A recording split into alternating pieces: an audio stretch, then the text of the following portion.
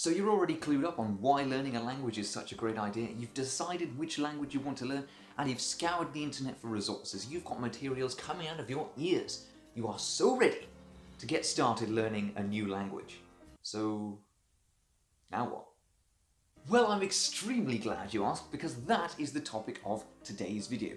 This is part 3 of the Getting into Language Learning series. It's a working title. And today we're looking at how to finally start learning a foreign language, even if you have no experience whatsoever. If you haven't seen the first 2 parts of this video, there'll be links down in the description below so you can check those out, especially part 2, where we talk about how to choose which language to learn, because we're starting today assuming that you've decided which one you want to learn based on some of the tips from that video. Okay, that's more than enough rambling, let's get straight into it. Now, the first thing I want to mention is that there are essentially 4 basic facets to learning a foreign language: writing, reading, speaking, and listening. And you need to train all of these elements together.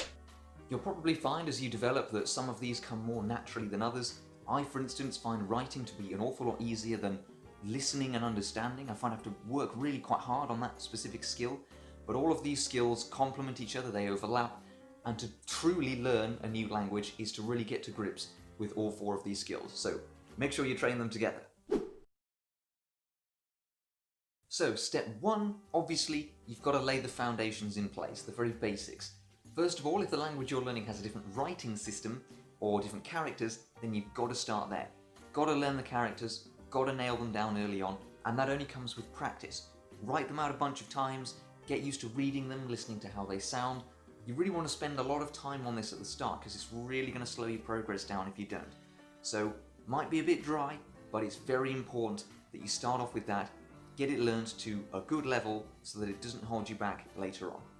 Beyond that, we're talking about basic phrases, basic expressions, greetings, saying what your name is, where you're from, what you do, blah blah blah blah blah, all that lovely stuff, and some very, very basic grammar, by which I essentially am talking about the present tense, knowing how to say different people are doing different things right here, right now.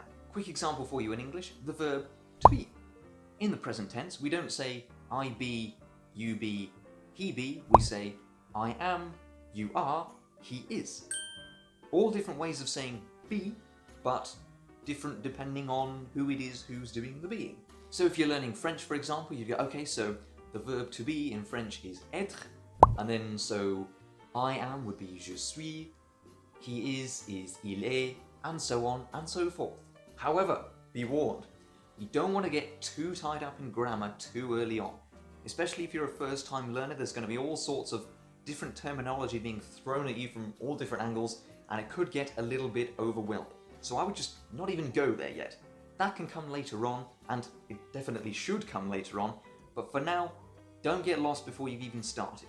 Focus on the basics, get them right. We're laying important foundations at this stage, and that's going to allow you to kick on and look at some of the more complicated stuff. So it can be a little bit dull in terms of the vocab at this stage. Hello, my name's Connor, I'm from England, blah blah blah blah blah. Not terribly exciting, but the foundations that we're laying are important, and they go way beyond what we're actually saying. We're talking about basic spelling rules, pronunciation, word order, that sort of thing. Getting you saying your first words and your first sentences is actually far more important than what it is that you're specifically saying, if you see what I mean. If you're a first-time language learner, or even if you're not, I would definitely recommend picking up a beginner's book or following a YouTube series or some kind of guide online, some sort of structured guide in that language that can just lay it all out on a plate for you. All of the basics that you need to know specific to that language just to get you started, get you saying your first words, first sentences, and get you off to a great start. Step number 2 is about building your knowledge base. Once you've got the basics nailed down and you can start saying and writing a couple of things in the language, it just becomes about widening your knowledge and deepening your understanding. You can start listening to excerpts in the language, broadening your vocab knowledge, and going deeper into some of the grammatical aspects. If you're not sure where to start in terms of expanding your vocab, then if you're following a beginner's book, then that's usually a good place to start. Or you can go for the sort of nuclear option, I guess, which would be to learn the 1,000 most commonly used words in the language. Whoa, whoa, whoa, whoa, whoa, whoa, whoa, let's back up there for a minute, Connor. 1,000 words? Are you insane? Okay, look, 1,000 words may seem like a lot, but you'd be surprised how much ground that actually allows you to cover. Think about how many words you actually use day to day in your native language. I'm willing to wager it's probably not that many. The 1,000 most commonly spoken words is going to cover you for several bases, a few different conversations, and it's going to cover lots of, little words, connecting words that just allow you to put sentences together in lots of interesting ways. It's also going to cover words that you're going to commonly hear on the TV, on the radio, in newspapers, etc. Now, I'm not saying for one moment that that means that you'll suddenly be able to understand pretty much everything you hear, not even close. But there's a huge difference with being able to just understand a tiny little bit of a text or an audio extract and then persevering with it compared to just it all completely going over your head and you just giving up. If you've just got a little way in, a little bit of access to the material, you're far more likely to persevere with it, and that is how you progress. And if you're wondering, well, how on earth am I going to learn 1,000 words? Then fear not, because I recently made a video about learning vocab more quickly and more efficiently using a flashcard technique. You can check that out at the end, link in the description below. In terms of grammar, your beginner and sort of lower intermediate material should still be able to guide you through this. You can also look up specific rules if you want to, specific areas that you want to sort of get your head around. And I like doing this because I'm a bit of a nerd, really. But grammar can be a bit dry for a lot of people, not necessarily the most attractive part about learning a language, which, I understand.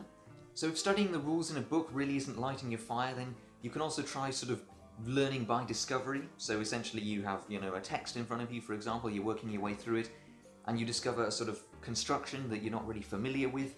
So you go away, you look it up, make a note of it in your knowledge base, and you learn it that way. That works for some people, but again, if you're an absolute beginner, then I would definitely, just for the time being, let the books, let the beginner's resources take you through what you need to know. And theoretically, they should explain it quite well. At this stage, we're making excellent progress, but it's time for us to branch out into using authentic resources. What do I mean by authentic resources?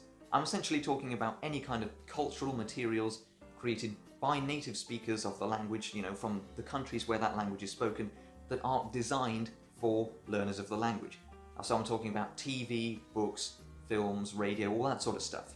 So watch the news, or have a look at what TV series are available in the language, or listen to a podcast, or find out what kind of music there is in the genres that you like, or maybe even take the opportunity to discover a new genre. Now, will you understand much of what's going on? Initially, probably not. But choose things that interest you, so you'll be far more likely to persevere when the going gets tough. Now, I see two main advantages of moving on to authentic resources as soon as you realistically can. Number one, it's a very easy way to stumble on new vocab, new grammar, new expressions, when the books are starting to run out of things they can teach you. But number two, and arguably far more importantly, it's real material. No one is going to slow down to allow you to understand or use simpler vocab or avoid using slang or anything like that. So while it presents more of a challenge for the learner, it's a far more authentic learning process, and you're learning how to communicate more like a native speaker and less like a robot. Let me give you an example. In French, I don't know is je ne sais pas, okay? Je ne sais pas.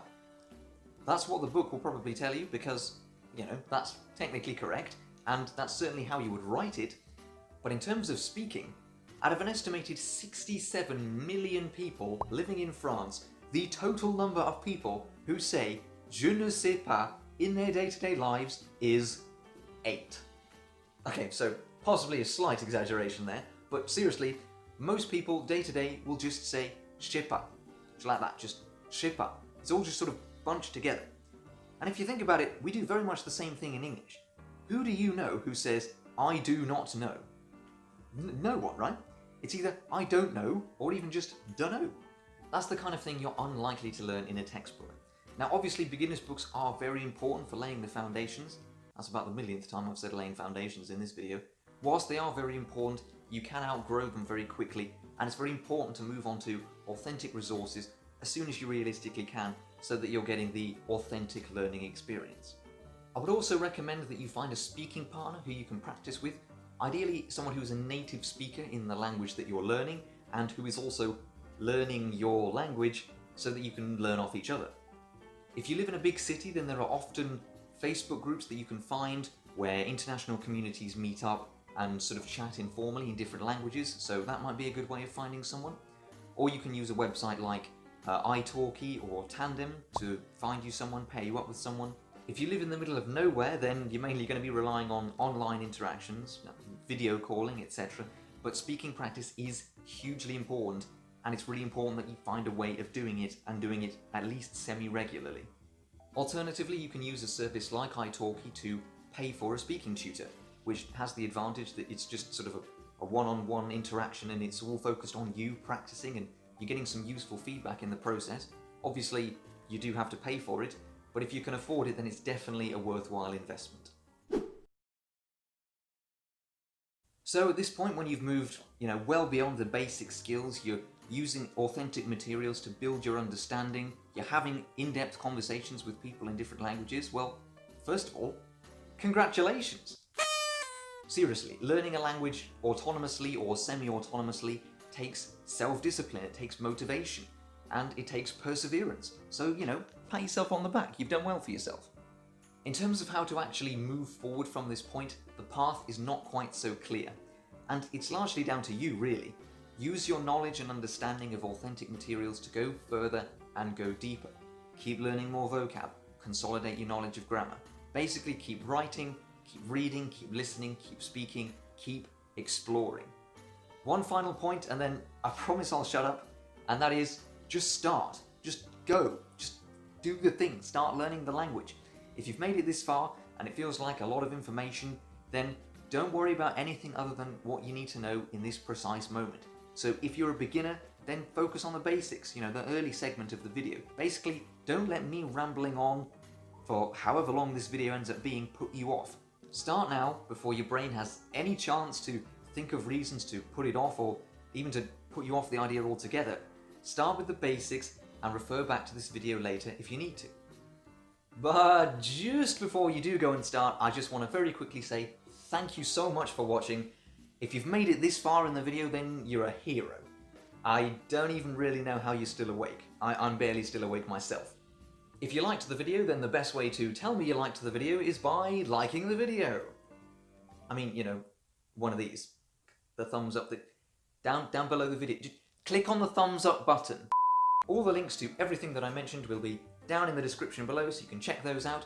And if you want to see more videos like this, then hover over that subscribe button, give it a click, and I look forward to seeing you again in another video very soon. Goodbye.